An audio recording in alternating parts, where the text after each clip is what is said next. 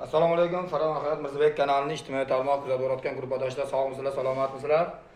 O'zir endi sal o'zimizga qara olmadik, chunki murojaat ko'p, ishimiz ko'p. Buning uchun ayb ko'p yurmaysizlar. Xullas, mana bugun Toshkent shahar qaysi tumanida? Olmazor tumani prokuraturasiga keldik. Yangi Hayot, uzr. Hurmatli fuqarolar, uzr, adashdik hozir. Yangi Hayot tumani prokuraturasida turibmiz. Bu yoq xodim aytibdiki, ya'ni kim o'sha jamoatchilik tartibini saqlash uchun milliy gvardiya xodimi videoga olmaysiz, olayotgan bo'lsangiz gapirmayman deyaptilar. Nega videodan qochishadi bular? Men hayronman shunga. Nimaga bu qurolmi bu? Bundan qochishadi. Kelganmiz ariza bo'yicha, arizachini hech qanday chaqirtirmabdi. Arizachi bilan gaplashdik. Mana ikkinchi taraf ustidan ariza berganmish, o'sha ustidan ariza berilgan fuqaro bilan gaplashdik. Meni hech kim chaqirtirmadi deyapti. To'g'ridan-to'g'ri tan olib o'tiribdi, mashinani haqiqatdan olganman, boshqa qilganman deb. Mana xudo xolasa men nari tomonga o'tganim yo'q, nari tomonga ruxsat bo'lsagina kiraman.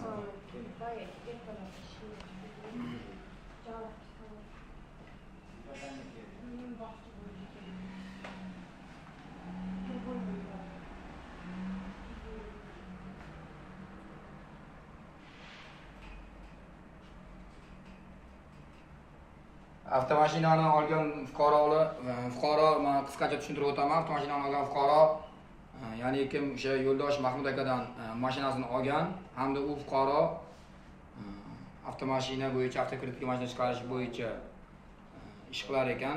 U boshqa bir fuqaroga bergan, ya'ni kim Omon aka degan fuqaroga, Omon degan fuqaro undan keyin Ulug'bek degan fuqaroga beryapti. Xullas, Ulug'bek degan fuqaro avtomashinani olib ehtiyoj zapchast qismlarini hech kimdan so'roqsiz birovning shaxsiy mol-mulkini to'g'ridan-to'g'ri talon-taroj qilyapti. Endi men tushunishim bo'yicha, chunki ehtiyoj qism zapchastlarini olib, yangilarini o'rniga eskilarini qo'yapti. Ulug'bek aka degan aka qilyapti bu ishni. Omon akadan olgan. Omon aka o'zi shaxsan aytayaptiki, ustaxonaga borgan zapchastni Qarochi alishtirib bering menga, bir maza qilib kayf qilaylik deb aytgan ekan o'rtog'iga. Ikkalasi o'rtoq bo'lyapti. Fuqarolar Sirdaryo viloyatidan ular. Lekin vaholanki Ulug'bek degan fuqaro nima qilyapti? Hozir menga aytayaptiki, aka, men avariya bo'lib qoldim, pul kerak bo'lib qoldi, shuning uchun sotdim. Qaysi xonada ko'rsatib qo'ygan, uni pul kerak bo'lsa, birovning shaxsiy mol-mulkini talon-taroj qilib sotish kerak degan. Tем более u yuridiskida o'qiydigan talaba ekan, 3-kurs ekan. Yuridiskiy universiteti nega talabalaringga shunaqa dars o'tyapsizlarmi? Haqiqatan birovni borib mol-mulkini olib o'zi ochib talon-taroj qilinglar deb. Xullas, hozirgi kunda mana fuqaro mashinani boshiga 70 million bergan, undan keyin yana bir 2 yilga yaqin kreditini to'lab yurgan oyma-oy. Orada sharoit bo'lmay qolganda kredit to'la olmay, o'sha yerda Abror aka degan fuqaroga mashinasini beryapti. Ya'ni kim o'sha sotyapti, $2000 pul bergan. Xullas, $2000 olgani ham o'sha hech bo'lmasa bir so'm bo'lsa ham olay, men buni 100 million pulga to'lab qo'ydim, meni sharoitim yo'lga ko'chibdi. Shunaqa bo'lib qoldi, mashinani qaytarib bermoqchiman deb. Bank xodimlari bu fuqaroga telefon qilyapti, telefon qilishi aniq, bu tabiiy hol, chunki fuqaro bu fuqaroga, ya'ni kim yo'ldosh Mahmud akaga bergan mashinasini bank unga pul chiqarib olgan, uni bank pul tikkandan keyin u bankning mulki bo'ladi. Uni ruxsatsiz hech qanday mashina boshqalarga berish haqqi yo'q edi. Mayli berib yubordi bu fuqaro ham. Bu berdi degani buni kimdir kelib firibgarlik yo'li bilan uni mol-mulkini talon-taroj qilish kerak degan emas-ku. Ulug'bek degan fuqaro nima qilyapti? Bu deydi, "Meni mashinam" dedi. Xo'p, seni mashinang bo'lsa, bu radarga tushgan fuqaro yo'ldosh Mahmud akaga kelyapti.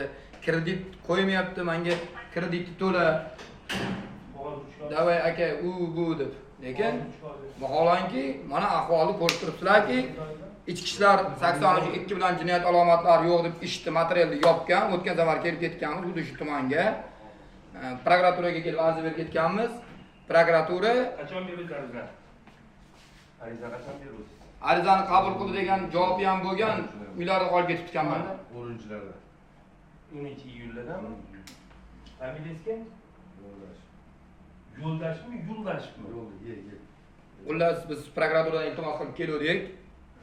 O'sha ichki ishlar o'zining chiqargan qarorini o'zi bekor qila olmaydi deb o'tgan safar men video chiqarmagan edim.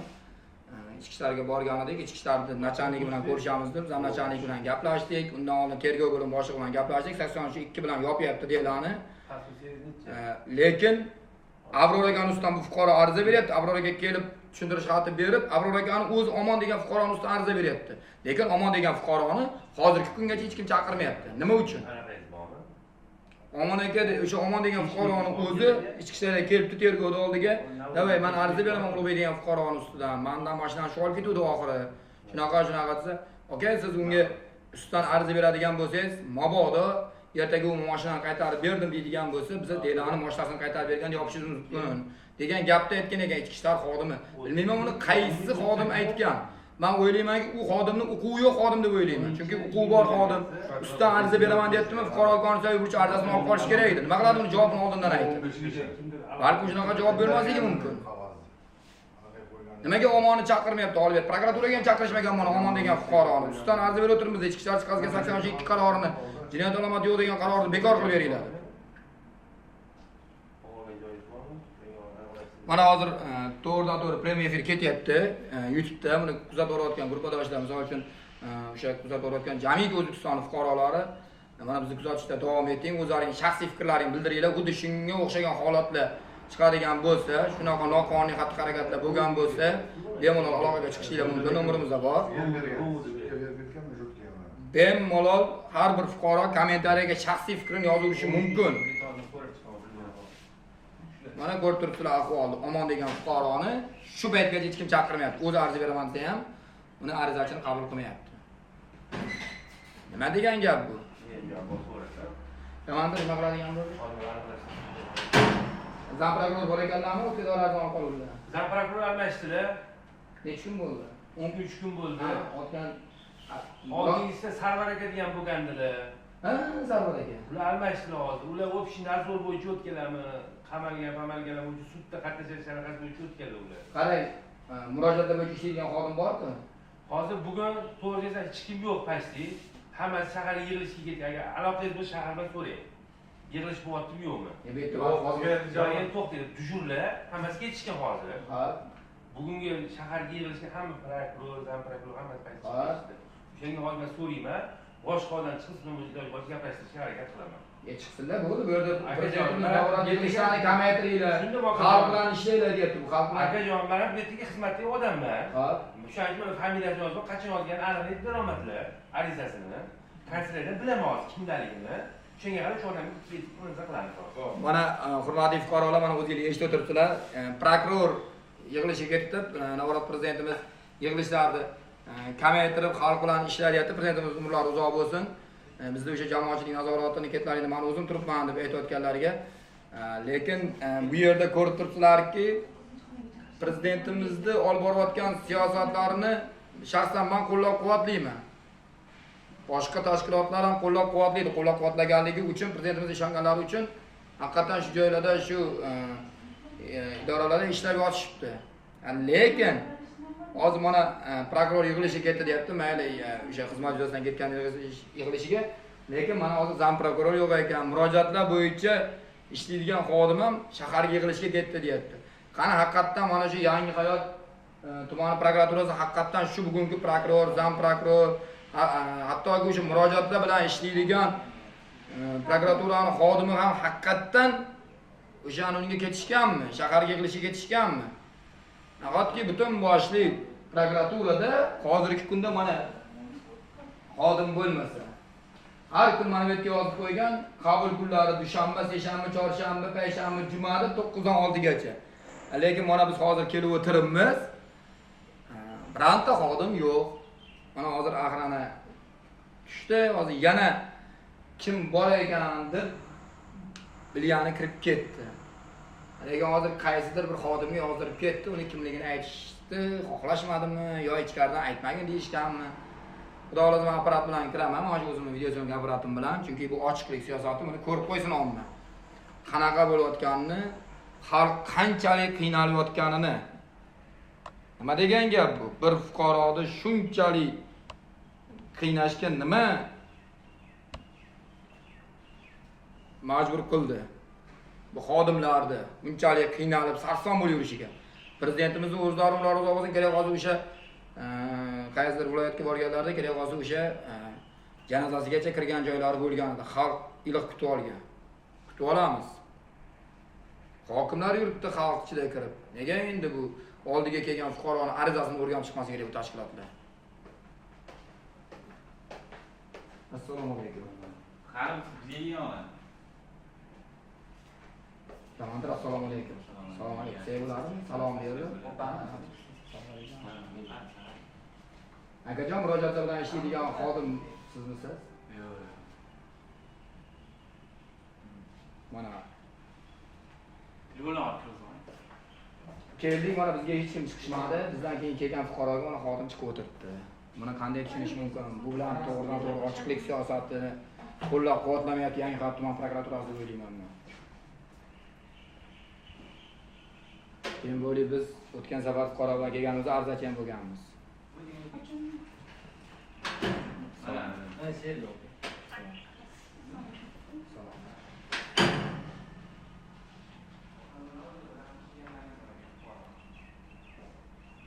Ular bizni kuzatishda davom etinglar, qani axir nima bo'lar ekan natijasi. Men o'zimga ham qiziq bo'lyapti bu natija. Hamma zapslari bor, hamma ma'lumotlari bor, videolari bor, tilxatlari bor qo'lida. Lekin nega hech kim omon degan fuqaroga chora ko'rmayapti? Abror aka degan fuqaro, ya'ni Yo'lash Mahmud akadan moshinani chiqarib olgan fuqaro ariza berib o'tiribdi. O'zi borib o'tirib tomon ekani o'zi, o'sha omon degan fuqaroni o'zi, endi yosh bola, mayli aka deyapman. Sizdan sanam bitta og'izdan chiqadi deb. Men Ulug'bek degan fuqaroni ustidan ariza bermoqchiman, arizasini qabul qilmayapti. Nega? U qonuniy burch emasmi arizani berish? Xodimlar arizasini olib qonuniy tartib javob berolmaydi. Nega og'zaki javob berib olyapti, ariza bermaydi? Nega? Ulug'bek degan fuqaroni kimlardir bormi bu yerda? Aytadi-yu, ishongan tog'ing degan gap bor, Zoyat eshitib Toshkent viloyati hokimi, o'zim Toshkent viloyatida turganim uchun. O'sha bir marta doktorlarni haqiqatan qonuniy tartibda chorasini ko'rganda gilavrashlarga tepadan oti chiqqan vallomating chiqsa ham o'zidan ko'rsin, o'zingdan ko'rgin degan gaplarni aytgan edi. Menga hech kim chiqmasin. Nega bu Ulug'bek degan fuqaroning qanaqadir tepada bir vallomatlari bormikan? Hech kim unga chora ko'rmayapti shu paytgacha.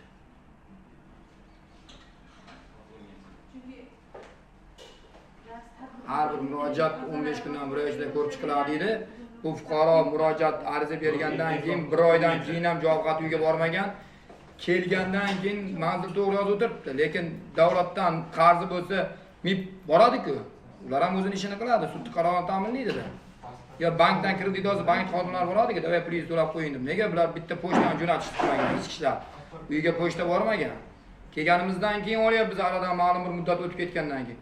Xuddi shu holat o'sha kuni yana bitta shunday bo'lgan. Xuddi o'sha prokuraturada bo'lgan u. Imminni shu Toshkentda boshqa tumanda, mayli tumanni aytayotmayman, bu yerga uni ham xudo videosini chiqazaman. Arizachi arizani beryapti, javob xati boryapti, biz borib prokuraturaga boryapmiz, Toshkent viloyat prokuraturasiga. Hali ham Toshkent viloyat prokuraturasining fuqarolar bilan ishlash bo'yicha xodimi bor.